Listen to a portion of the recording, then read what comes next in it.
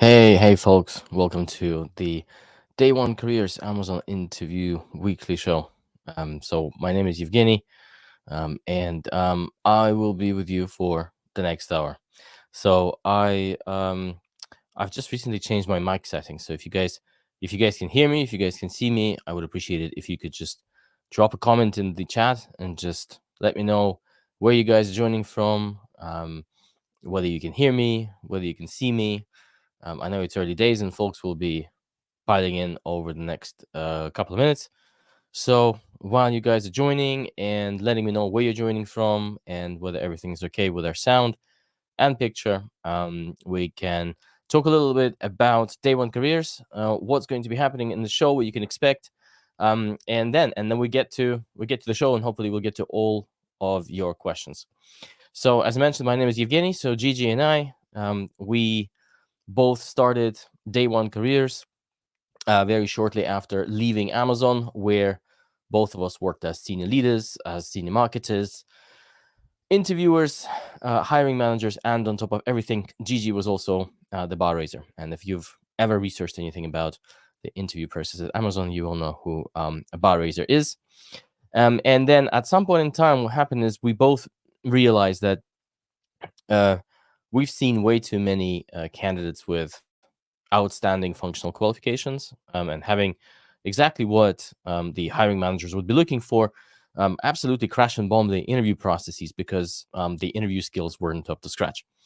And so we thought, you know what, your career and professional experience is not something that you can coach and fix within weeks or months, but interview skills is something that you can definitely coach and fix. And so we started our interview preparation businesses independently. Gigi started her Amazon Interview Whiz Academy, and I started Day One Careers. And then at some point in time, we had one client that we both coached for her interviews with Amazon and with other businesses. And then she said to us, "You guys should talk to each other." And so Gigi and I met in a pub in the English countryside, talked to each other, and then literally the next day we decided to merge. So you guys have the benefit of both of our expertise with our weekly shows, with our paid content, and as of late last year, the amazing AI tools that we've brought to everyone. And interestingly enough, we've just had a milestone. So I was just checking how many story reviews our AI coach has reviewed.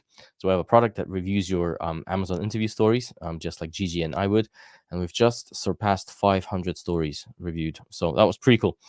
Anyway, so what are we going to do in this show, folks? I am here for the entire hour. Gigi is unable to join this week. She will do the show next week instead of me. So for the whole hour, I'm going to be answering any questions that you have about behavioral interviews at Amazon. So the way this works is you guys will see the chat where KD Chesser told us that I am loud and clear, and you are joining from Chicago. Hello. Thank you for that. So, folks, post your questions into the chat box.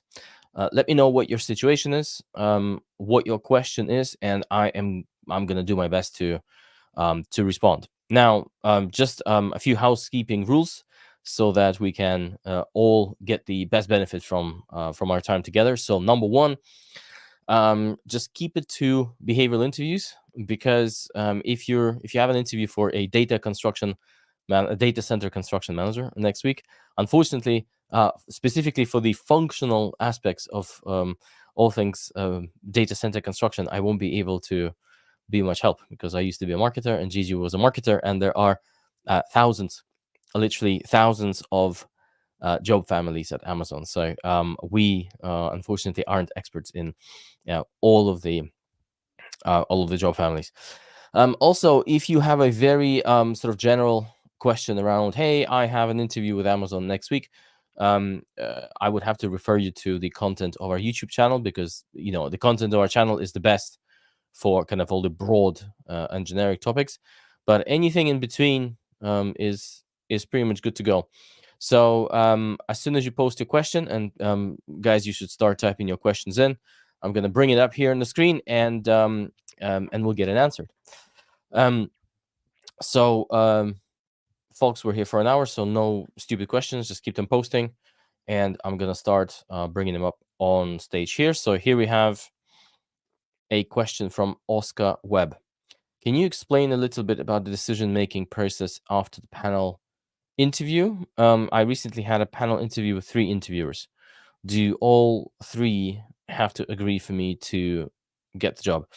Yep, happy to respond to that one. So I'm just gonna pop you back in and keep the questions going, guys. And by the way, if you have if you have a long question and you don't have enough space in the chat box, just label it as a Twitter thread. So first part, second part, third part, and I'm going to get to all of the parts of your question. So don't worry about it. And Tyler is joining from Texas.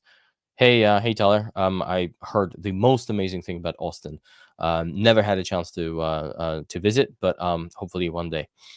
Right. So back to question from Oscar. So Oscar is asking to explain about the decision-making process after the panel interview, and specifically whether all of the interviewers need to agree.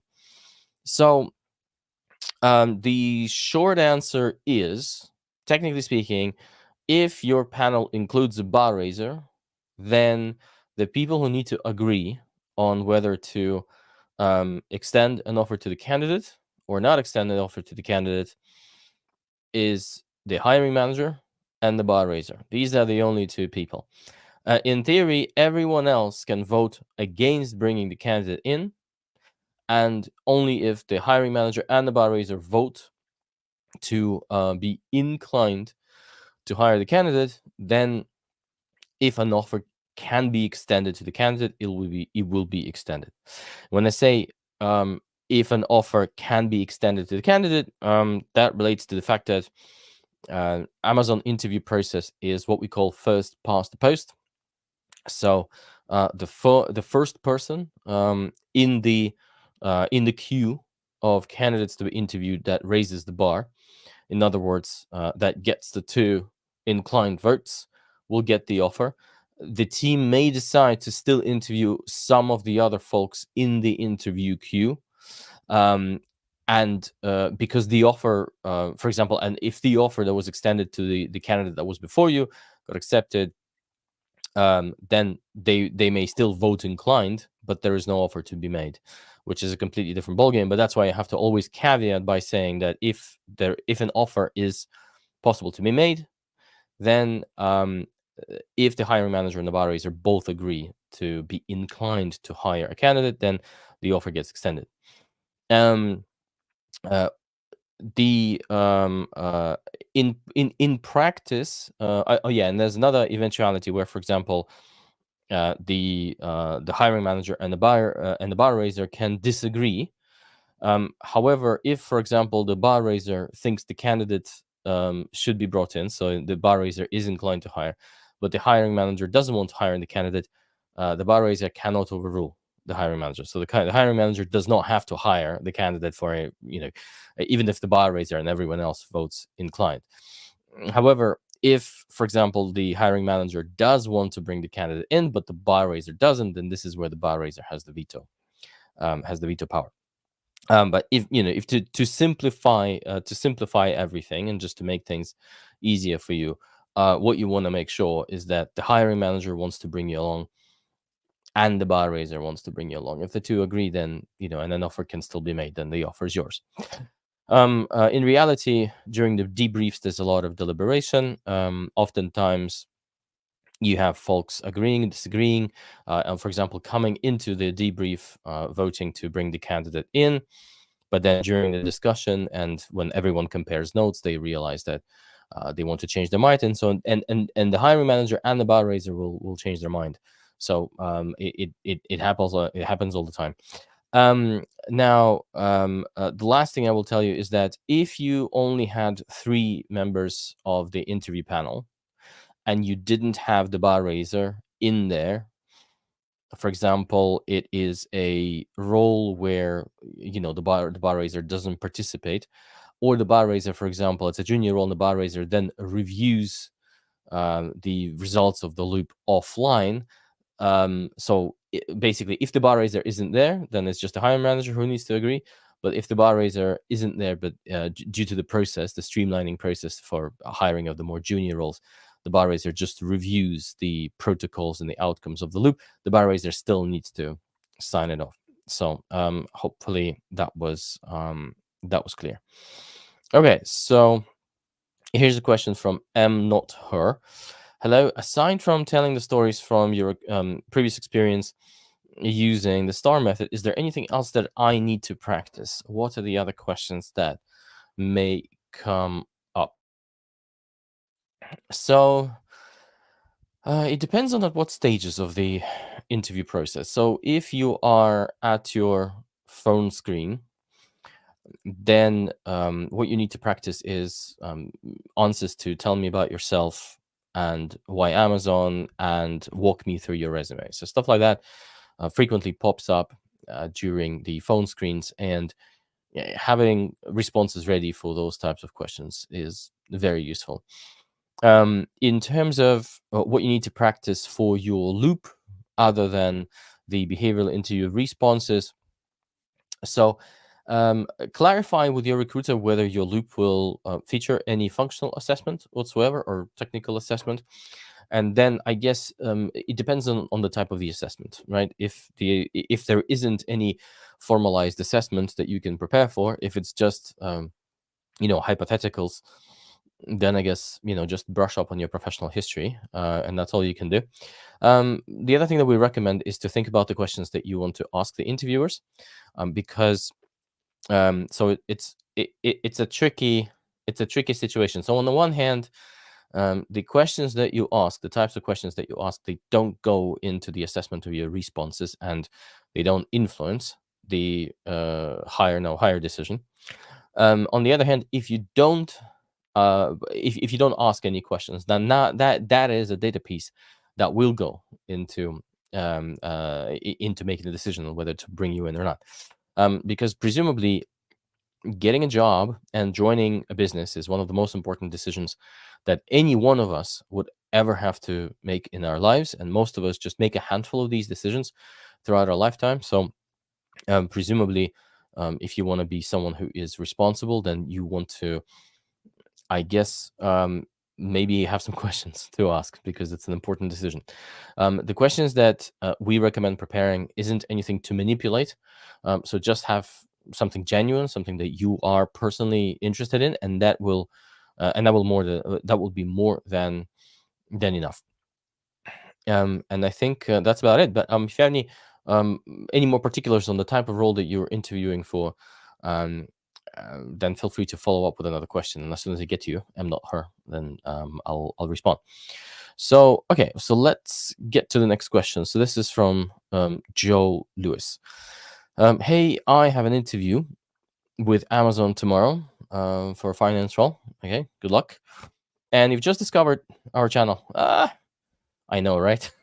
We get that sometimes. But anyway, let's try and help you as much as we can. I find it hard to talk about my achievements in detail, especially thinking of examples for each leadership principle, even though I'm sure I have them. Are there any tips that you recommend for this? Oh, gosh. Okay, Joe, the thing is, I don't want to say anything that's going to discourage you or make you more nervous. All I would say is this. So in an ideal world, you spend some time, what we call going down the memory lane, and hammering those out of your memory. I'm with you. I'm exactly the same. If you put me on the spot, and if you say, right, I want you to produce 20 stories about in complex problems that you solved at work, I would go blank. I need the time to almost go and rustle through those memories.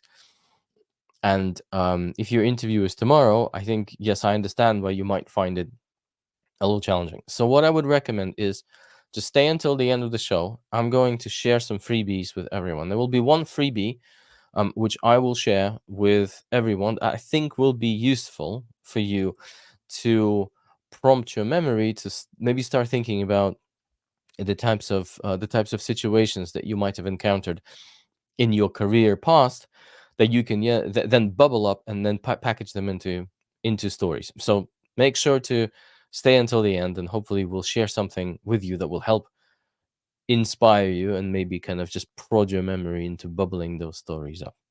So great to have you here, and you're turning in from Buckinghamshire in England. Fantastic. Greetings from Southwest London. All right. So let's keep going. This is a question from Tyler. So going into a call with a recruiter, what do you suggest when the question is asked about compensation? Okay. So first things first, and Tyler, for you and for everyone else, um, it's perfectly normal and expected for Amazon to ask you questions about compensation right off the bat, right in from the recruiter call. They do this for multiple reasons. One of them, which is useful, is that for every role, Amazon has a range, and that range, I guess, your individual offer for compensation will always be somewhere within that range. I would say, from experience, the absolute majority of offers will fall somewhere within that range. There are some absolute super exceptional outliers where, for some very specific reasons, candidates might get an offer that goes outside of the range, but the process of approvals and the number of hoops that the hiring manager and the recruiter need to jump over to generate an offer like that is crazy. So it's highly unlikely that it will be anyone's case. So assuming that your offer will be made within that range for the job and for the level and for the location where the job is based, they just want to make sure that you're broadly on the right page, that you're not expecting a compensation package that's just completely outside of the range. um, they Now, of course, if you end up lowballing yourself during that first conversation, and then later on you realize that, oh, actually I've lowballed myself and I need to renegotiate, say they do make you an offer and it's in line with what you asked for, but you realize that for one reason or the other what you asked for is not what you want, then that data point will be, I'm not going to say will be, I'm going to say can be, and in many cases will be, not necessarily used against you, but it will be a point of negotiating leverage at Amazon, because you would have to justify what's changed, why you're now asking for more money. It's not a problem at all. It's not a problem to ask for more money, and to say that, look, when I initially stated that number, I didn't do much research, but after I've done more research, actually, this is the right number. It's not a problem you have to do, and telegraphing, laying your cards on the table, always gives the other party more leverage than it gives you. Because if you think about it, you don't know what that range is, or at least if you start your conversation with a recruiter, your call, without having done no research, then if you lay your cards on the table and they don't reciprocate, then effectively they have more leverage. So what we recommend is, first things first, research compensation ranges for the role that you're applying for. So use all resources that you can. Use levels.fyi, use pay scales, use Glassdoor, although be a bit cautious with Glassdoor, because we found Glassdoor ranges to be not superbly reputable. But if you can, and if you have that opportunity, talk to someone within the team, or actually talk to someone at Amazon doing the same job at the same level, and ask them what the fair compensation range is.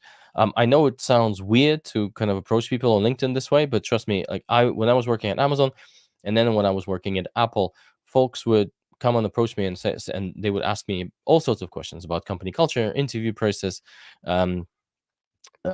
compensation ranges, and if it's not confidential, that folks will talk to you. But basically, get as much research as you can into the kinds of offers that have been made to other candidates at this range, and then also think about the kind of compensation you're currently in Think about all of the possible reasons why you might not be as interested in the job at Amazon. Maybe you have, I don't know, a promotion that's coming up, some other leverage that you can generate for yourself that basically increases the urgency on their side and decreases the urgency on your side. And so if you can do that, and then you can confidently just state one number, then hopefully that number will be within the range that will be acceptable to them, and also something that is ambitious and aspirational for you. The last thing I will say on the negotiations with recruiters and stating your numbers up front, and keep going, guys. I think we just have handful of questions, and we're gonna run out soon. So keep those questions going. So rather than saying to the recruiter, well, I want an offer within a certain range, just come up with a number. Just say, look, this is the number, like below, essentially below which I'm not going to take the job, and that number needs to be something that is acceptable to you. So anyway, good luck, do your research, and hopefully you'll get an offer that's worth your while, and you will get through the interviews. Okay, so we're gonna go. Here's a two-parter question here from Alejandro. So Alejandro, I'm hoping I'm pronouncing your name correctly. If I'm not, I do apologize. If you didn't know before you joined, Day One Careers is a place where we butcher people's names. So my name's been butchered loads of times. So if I've just butchered your name, Alejandro, then my apologies. So your question is, hi, I had my loop last week, and today they answered me. We'll be sharing with you the feedback of your selection process. So I kindly ask you to send us in advance any availability that you have this coming Wednesday for her to be able to reach out to you. What do you think? What does that mean, being positive? What are your advices about salary negotiation? Thank you so much for your content. So Alejandro, it's hard to know what they will be talking to you about. Um, the most standard process of delivering a rejection at Amazon is actually just to do it by email, and then you get a standard blurb, and the same blurb says, sorry, we don't share any feedback with anyone. So it's you have is there a chance that this is actually a positive decision? Yes, there's a chance it's a positive decision for sure.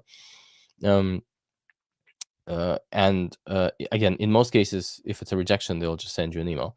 But especially if they want to get your availability, so it does sound to me like it could be a positive outcome, or there's a chance that it could be a positive outcome. That being said, we have had situations where some recruiters were just very courteous to candidates.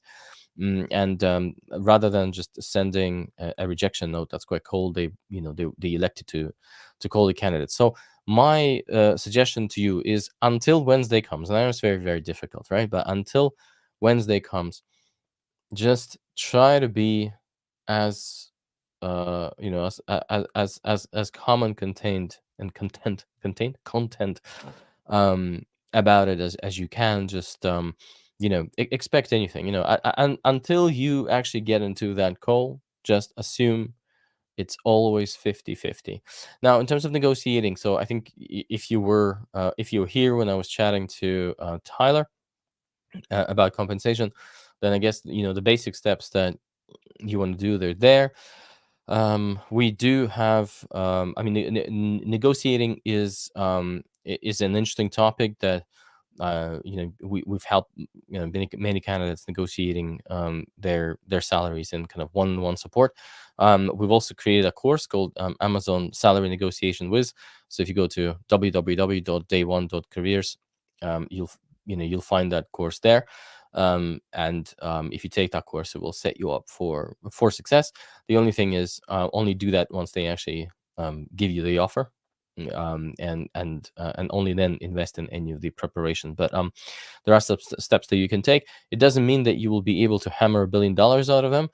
It also doesn't mean that you will be able to get them to necessarily make an offer that's outside of their ranges.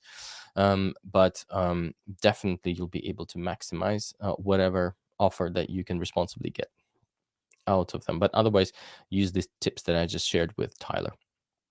Okay. Let's keep going. So we have a question from Am Not Her again. What kind of functional questions or technical assessments that may come up? Will they send a test to complete directly during the loop or panel? I applied for an account manager role. Um, an account manager. So again, I'm assuming account manager will be a sales role, and ask them if ask them whether you should expect to answer any functional questions, like anything that that has to do with account management or negotiations or stuff like that, right? So there's nothing technical that I've ever encountered for sales roles, because sales roles at Amazon are non-technical, and there are no, unless you're applying for a vendor manager in retail, which is, there are some more standardized assessments, but for a sales role somewhere else, I don't believe so. But again, ask these questions to the recruiter, because every team is different, right? Every team is different, and maybe they're going to say, well, loop's just going to be 100% behavioral, and in which case it's fine. I would say in 99 cases out of 100, for a non-technical role, like the role is in sales, you should expect your loop to be 100% behavioral.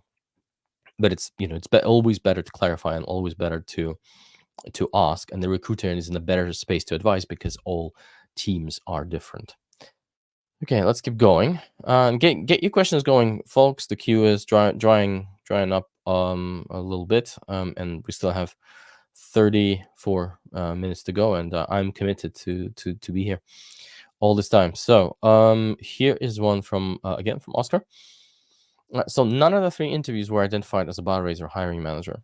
However, before the interview, I had prep call with a recruiter from Amazon. Are there the bar raiser? So Oscar, just help me understand, what level is the role that you're interviewing for? Because if your loop only consisted of 3 interviewers, then it telegraphs to me that it's probably like an L4 role, and it would be. Also, if the hiring manager wasn't there, then it tells me that it's some sort of high volume recruitment situation, that you've applied for an internship or something like that, because it would be extremely unusual for a hiring manager not to be a part of the interview loop. And with regards to the bar raiser, so the bar raiser for junior roles, for loops for junior roles, increasingly bar raisers don't show up, so they just review the decisions and the notes and the gradings. So that might be your case, but do let me know kind of what specific role is this for. And another question is, do you know whether I will receive a phone call regardless of the outcome, or will I receive a cold email if I'm not successful? So expect an email, expect a cold email. If you get anything else, it's like a nice bonus, but expect a cold email. That seems to be that is the standard way of calling and of letting folks know of rejections. For some senior roles, sometimes you'll have recruiters calling and having a chat, and letting the candidate know about rejections. But in the absolute majority of cases that we've seen through all of our hiring, and then after we left our coaching practice, it's an email. It's an email that says, sorry, we can't move the profile forward, and no, sorry, we can't share any feedback. So just expect it like that, and then you won't be disappointed. Right, but hopefully it will be a positive result, right? So why are we talking about rejections? Let's talk about positive results, because why not, right? Okay. So here we go. Here's a question from Kevin. So could you go deeper into the principles of bias for action and earning trust? I'm confused about the difference between them.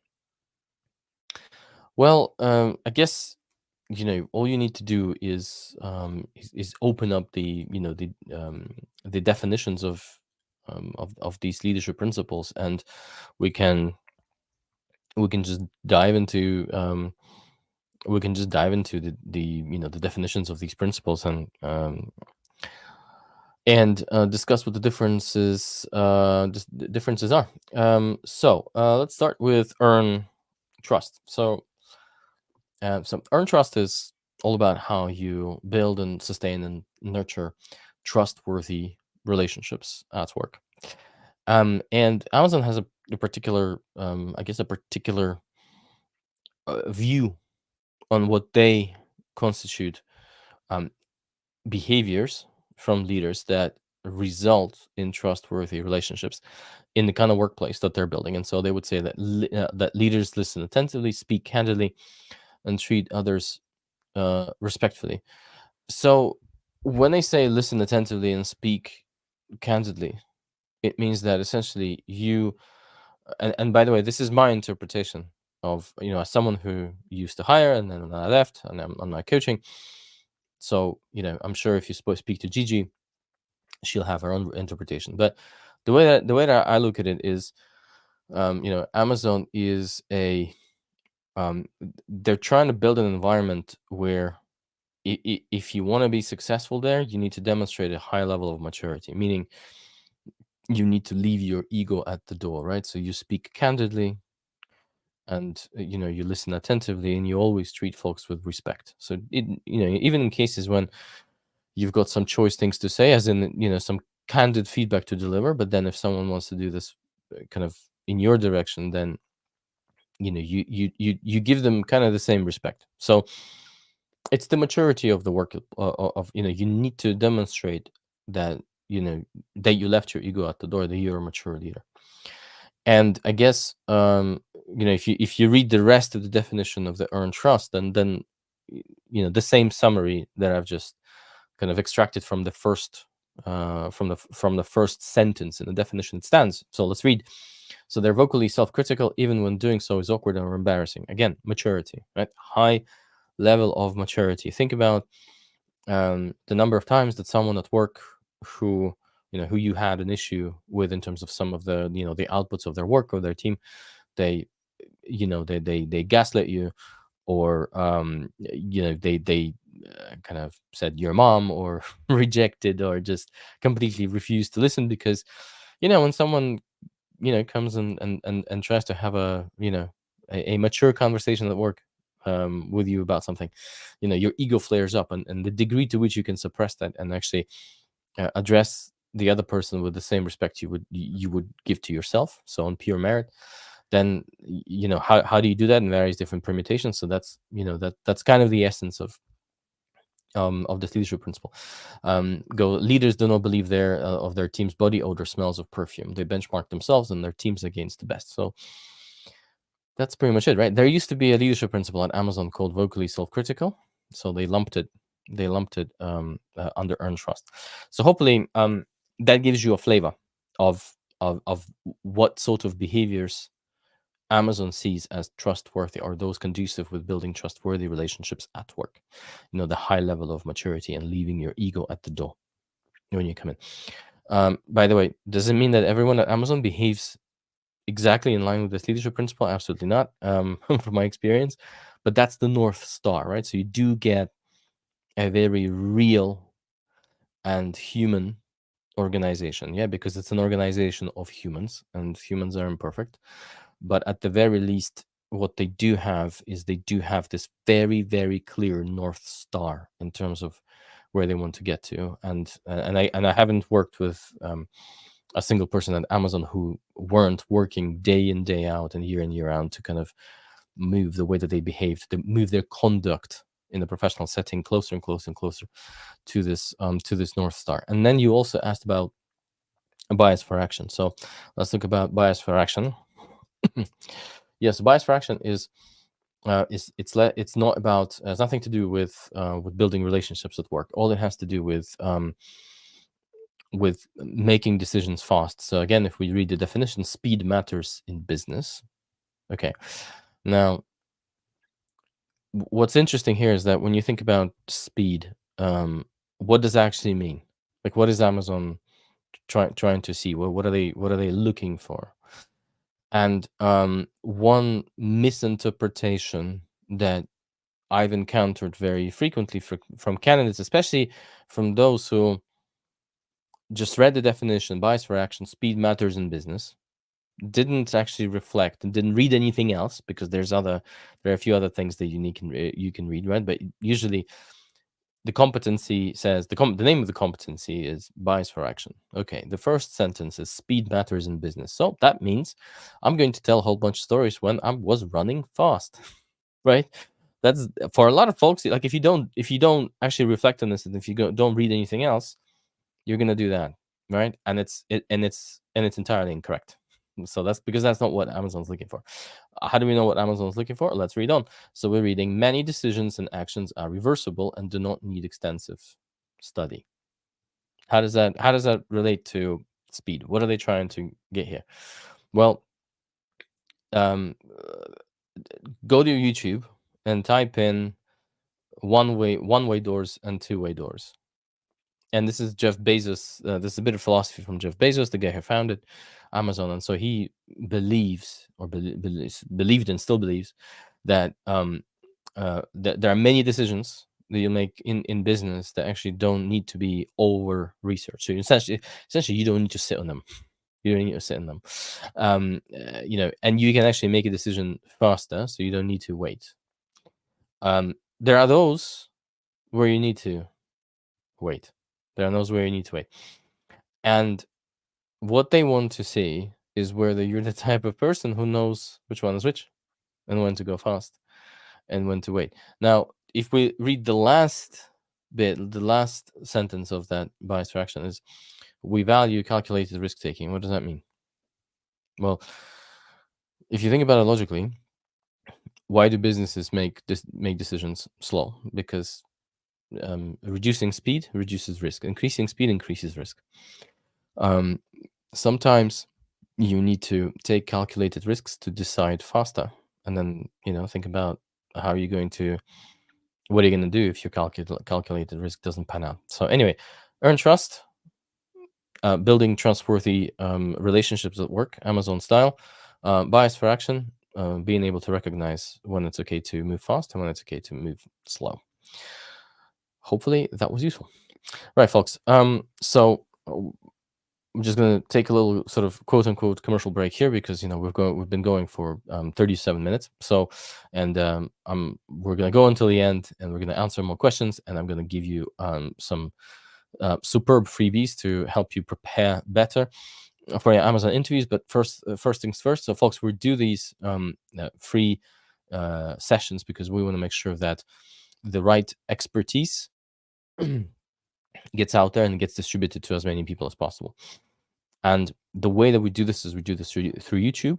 And the only way that the YouTube will be sharing and serving our content to other folks just like yourself who discovered it is if you demonstrate that you're engaging with our videos, which means that you need to give this video a like and you need to subscribe to this channel if you haven't subscribed to this channel. And this sends a signal to the YouTube algorithm that actually you're finding this content interesting, engaging, valuable, and whatnot. So just take a couple of minutes or seconds. Take a couple of seconds to just press like underneath this video. It doesn't cost you anything, zero, right? Costs us a lot of our personal time to bring this free content out. Not everyone invests in our paid content as much as as great as we believe it is. So at least make sure that the right stuff gets to the right people. And there's a lot of nonsense on YouTube about Amazon interview preparations. We're not going to be calling names and pointing to other YouTube channels, but we've had plenty of candidates who came to us with failed interviews, asking us to help them prepare. And as when we start coaching them, we realize they've picked up some terrible habits from other channels there that loaded them with a lot of misinformation about interviewing at Amazon. So I need you to like this stream, to like this video, and subscribe to our channel. Just invest 2 seconds in doing it, and you're going to help us, and you will also going to help a lot of folks out there, candidates, to prevent them from crashing and burning because they were using misinformation rather than accurate expertise for their preparation. Okay, so I trust that you will do this, guys. Meanwhile, I'm just gonna keep going, and then I'm going to check in with you guys to see how many likes the stream has got, because I can see it, because I know. Anyway, let's keep going. So so the next one is M. Not Her, thank you so much. Do you guys offer any interview mock sessions? Yes, we do. So if you go to www, this one, see this little ticker right now, www.day1.careers, and you will see Amazon interview coaching. So yes, we do offer those sessions. We might have some slots this week. So I don't know. Our availability is available live. Also on that website, you should check out our AI story review service in case our coaching services are out of scope for you, budget wise or for any other reasons. You can still kind of get some help through our AI tools too, and we've made them a lot more accessible. Let's keep going. So yes, so Oscar. So again, folks, this is so Oscar's question was about the fact that there were only 3 interviews and there wasn't a bar raiser there. So you're a graduate area manager, so it's now 4. So my suspicion proved correct. It's a junior role. So in this case, I would imagine the bar raiser will be the bar raiser either may not participate in this process. This is what they would call a high volume recruitment situation, when there's a lot of candidates that are coming through. So the bar raiser may not be present there, or the bar raiser may be reviewing a whole lot of interview protocols and for L4 roles is difficult to get the bar raiser to be a part of every L4 process. So the bar raiser is either not there, or just will review the entire bulk of interviews, and the hiring manager also may not be there, because if it's a graduate placement, then it's possible that your hiring manager, you will be assigned to a specific point in operations, like a delivery station within the Amazon's fulfillment network. It's a high volume graduate placement, so that's why it's absolutely fine. No need to worry. And you probably the method of communication with you will probably be an email. So just to manage your expectations. Right. Another question here from Joe. So during my first interview, I was told that the next would be the loop. However, my interview tomorrow is scheduled for 60 minutes with one person. Now I understand a bit more about the interview process. Is it possible my interview tomorrow isn't actually a loop? So Joe, probably what happened is they decided to do another phone screen. Teams can do one phone screen or 2 phone screens, one after another, and you can decide, say for example, I'm taking your first phone screen. Based on the outcomes of the first phone screen, I can decide whether your next stage will be straight to loop or another phone screen. It's absolutely normal and fine that they decided to do another phone screen. It's not a reflection on any concerns or issues that they necessarily have. So just don't try to read into it something that's not there. For example, when I was working at Amazon, I would sometimes send the candidate to the second phone screen because there was one particular area that I wanted to probe, but I ran out of time. That's possible. Or if I wanted to do a read of a particular area, like a functional competency area or a leadership principle response, but I just couldn't get a good read for one reason or the other, and the reason might have been something on my side as well. So don't read too much into it. This is your second phone screen. So go into that phone screen.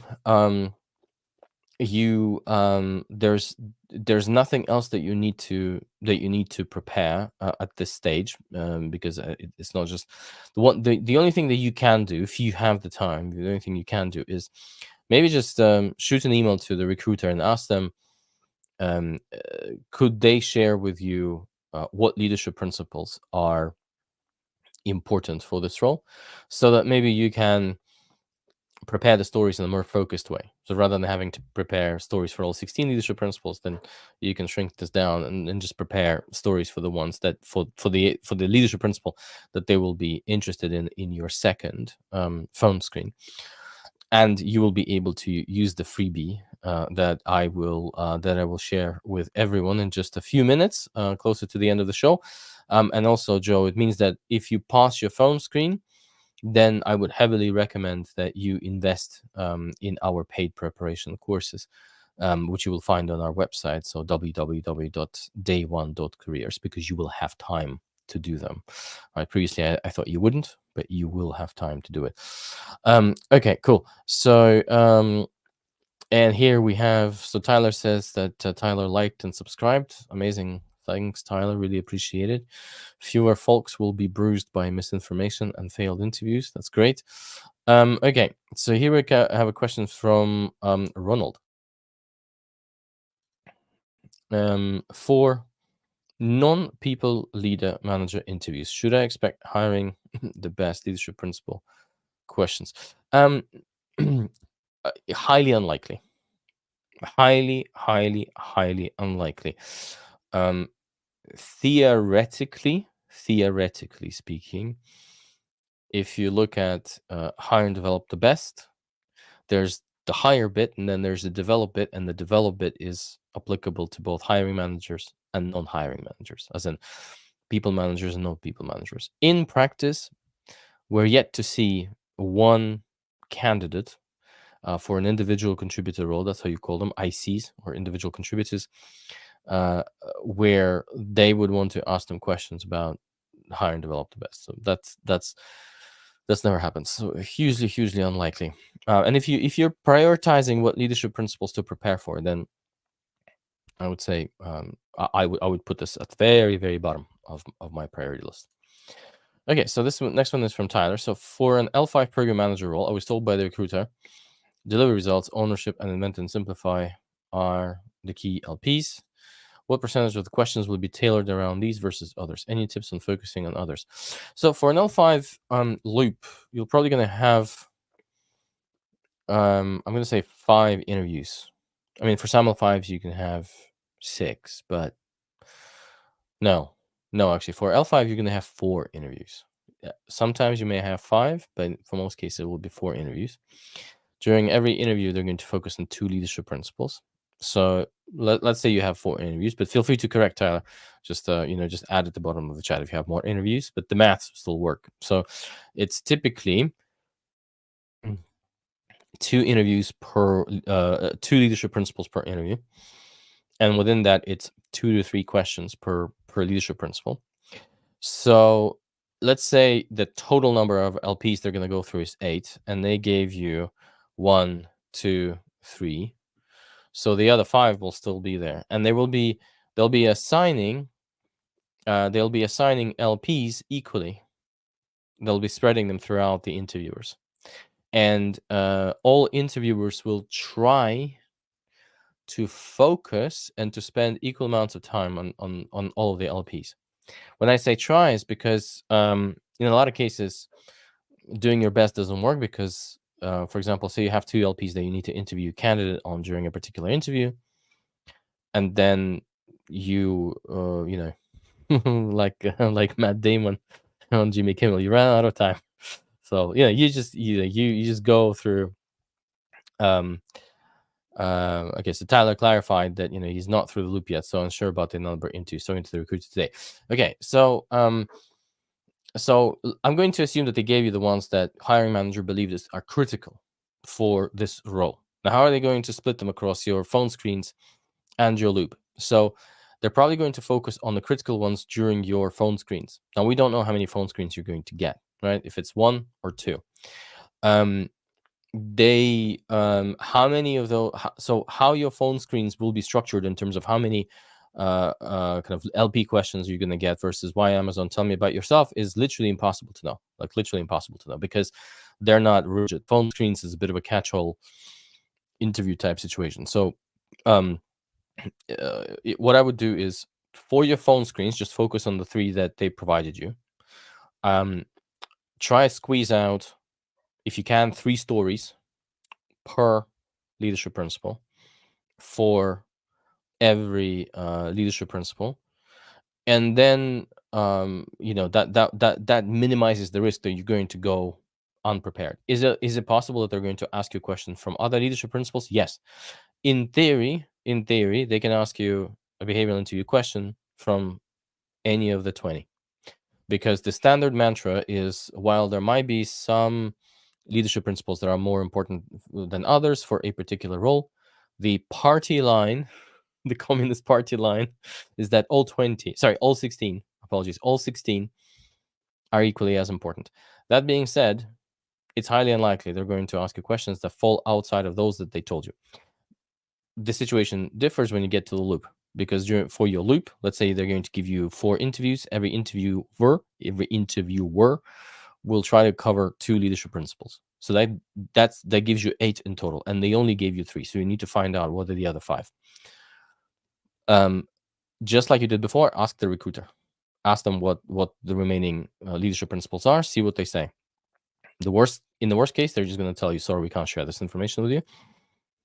Or increasingly, what we're seeing from many candidates who we're currently coaching and who are taking our paid courses, they're reporting us on their interview processes, and they're telling us that that recruiters are more often than not, they're telling us what what LPs they're going to be interviewed on. So I'll get to your other question, Tyler, as soon as I'm going to finish here. So from Joe, so thanks very much, Evgeny. I did get feedback that they thought my experience was great, but I didn't give enough details. So perhaps it could be related to this. Definitely happy to purchase the prep. Should I be successful this time? Thanks for that. And yeah, obviously, don't do anything until you get through.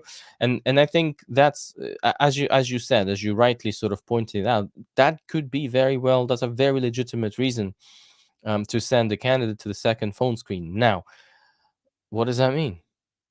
That means that there's something in your profile that they're finding very interesting, and they want to make sure that they they don't reject a profile because they didn't manage to get the right amount of details and evidence out of the candidate. So for now, what you're telling me, it sounds like they're doing the right job, right? Because they want to make sure, for their own sake and for the sake of just running an objective and fair process, that they understand really, really well what you're bringing in terms of experience. So fingers crossed. Let's hope you are successful this time.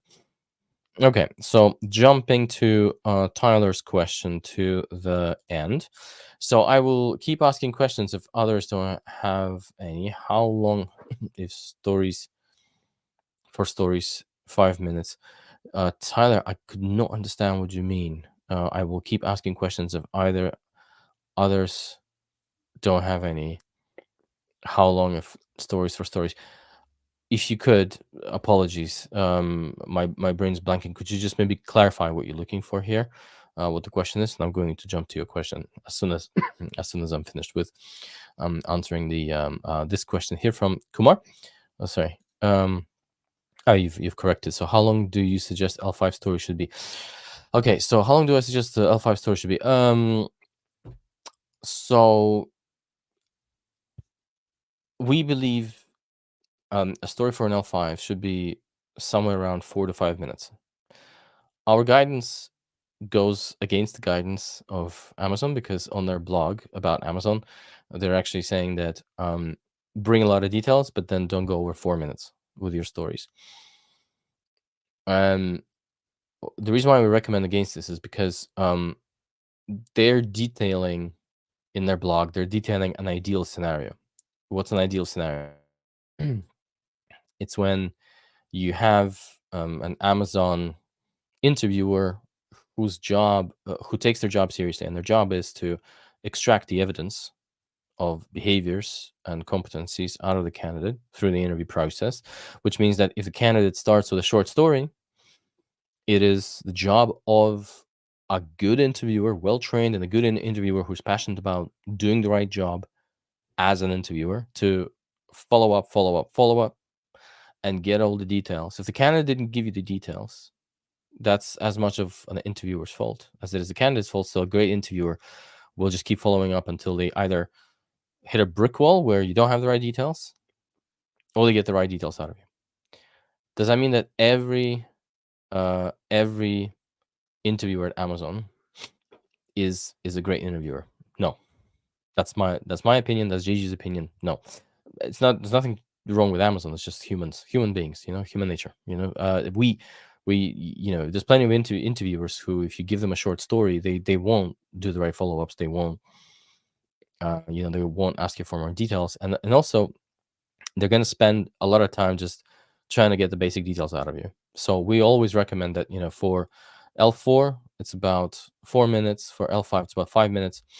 Then for L6, it's, something like 5 to 6 minutes, like closer to 6 minutes. So it becomes lengthier because supposedly you're meant to be sharing stories that are more impactful, complex, that, there's more content to tell. Whereas, if you're applying for more junior roles, there's not a whole lot of content typically for you to include in your story. So I would say our guidance is, for an L5, stick to 5 minutes, thereabouts. It's a ballpark. So don't watch the clock. Don't time yourself. Don't, just broadly, maybe rehearse a couple of stories, see where you are. If your story is 4 minutes, if your story is 6 minutes, don't freak out. If your stories are, 10 minutes for an L5, probably you want to think about kind of compressing them down. So that would be the guidance. Okay, let's get to Kumar. So, hi, Gigi, Tyler. Hey, Tyler. I want to take this opportunity to thank you for your videos and the guidance provided in these videos. They're very helpful. I managed to get the offer. Thank you again. Well done, Kumar. That's something that we all absolutely want to hear. All right, folks. Let's shall we do the giveaway for freebies? So let me just change the banner so that you guys get the right URL. Okay. So stay with me for next couple of minutes as I walk you through the freebies that we're offering. The freebies, even if you don't buy any of our paid content, which is, by the way, we believe is best in the industry, but even if you get those freebies, go get those freebies. And we've developed them for everyone for free. Invest lots of hours in doing so. So what are you going to get? If you go to that page, we're going to give you links to freebie number 1, which is we call the Amazon Interview Tool Pack. It's a PDF that contains over 90 example Amazon interview questions, which are vetted by us. They are not the official Amazon interview questions because we don't have those. And even if we still had those, then we wouldn't be able to share with those because that is a confidential piece of information. That being said, for anyone who has worked in a company and has hired as a hiring manager in that company, and you've taken your job to heart, which Gigi and I both did, you'll be able to just improvise and invent those questions on the fly. So we've created a deck full of our example questions, but they test the same leadership principle themes that you would have heard in the beginning of this session when we were discussing the bias for action versus earned trust. The definition of the leadership principle and cross-referencing it to the multiple situations where I've hired and collaborated with other folks at work while I was at Amazon. So that specific exercise that I've just done live on bias for action and earned trust, we've done with Gigi when we came up with these example interview questions. So go get that Amazon Interview Tool Pack and use these questions to get yourself a flavor on the types of questions that they might be asking for every leadership principles. That will get you started. Once you get that tool pack, do not go looking for any more Amazon interview questions because we've done this search many times, guys, just to evaluate the quality of the information online. And what you get on Google when you type in Amazon interview questions, except for the information that we're putting out there, is mostly junk. So we're giving you this freebie, 90 plus questions, Amazon Interview Tool Pack. Just go get it. It's all there for you. The second freebie that we're gonna give you there is a a course on customer obsession, how to answer questions on customer obsession. So we call it a taster course because it gives you a flavor of what our paid content is like. So that customer obsession bit was taken from a bigger, more comprehensive course that's called Amazon Interview Whiz, which you can also find in that website. But essentially, what this mini course, the taster course that we're giving you for free, it gives you a full deep dive into the leadership principle, the key themes of behaviors that they're looking for. It gives you an animated scenario of an everyday work situation.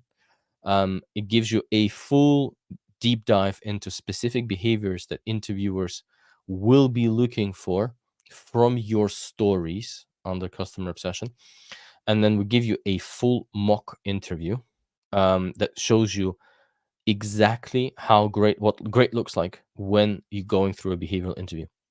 So in the paid course, the Amazon Interview Whiz, we have a mini module like this, like the one we're offering you for free on customer obsession, for all 16 leadership principles, and then a whole bunch of content on top. For example, we're teaching you our own proprietary storytelling framework, which goes above and beyond STAR.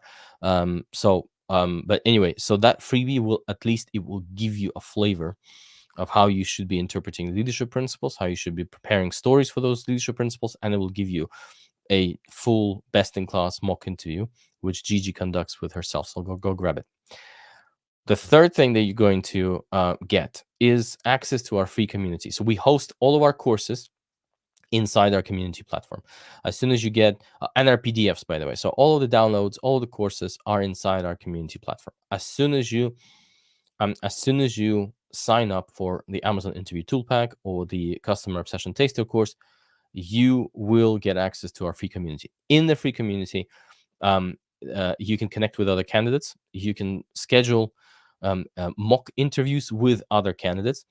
Mock interviews with other candidates, we call this interview buddies. It's very, very useful. Obviously, it's not the same as doing mocks with us, but it's free. You don't need to pay each other to do these mocks. You can reciprocate. And it gets your brain into this mode of interviewing, right? Of talking about your work scenarios in a in a specific way. So that's what you're going to get in that community. And the second thing, which is superb, that you're going to get in that community is, in one of the channels, we have a custom trained GPT chatbot that will answer all your questions about interviewing at Amazon based on all of the content of our YouTube channel and our blog. So it doesn't go into the same detail as our paid content and the access to the chatbot that you're going to get if you're getting our paid content, because that chatbot is trained on our course content. But with regards to all the free content that we're putting out on YouTube, the bot is there and it answers your questions, and it basically is there 24/7. So go get the Amazon Interview Tool Pack, get the Customer Obsession Taster course, join our free community, find people to collaborate with on prepping for your interviews, schedule mock sessions with buddies, and then use our bot, and then hopefully you guys, some of you, will also invest in our paid content, which we believe is best in class. Otherwise, folks, the show is now on Mondays, so if you want to attend this show next time, it's going to be next Monday, and we'll see you on Monday. And then otherwise, I'm hoping to see most of you in our community. Have a good one, folks. And if anyone is interviewing today, like Joe, like Tyler, hopefully, fingers crossed, smash it, folks. Take care, and we'll see you next week.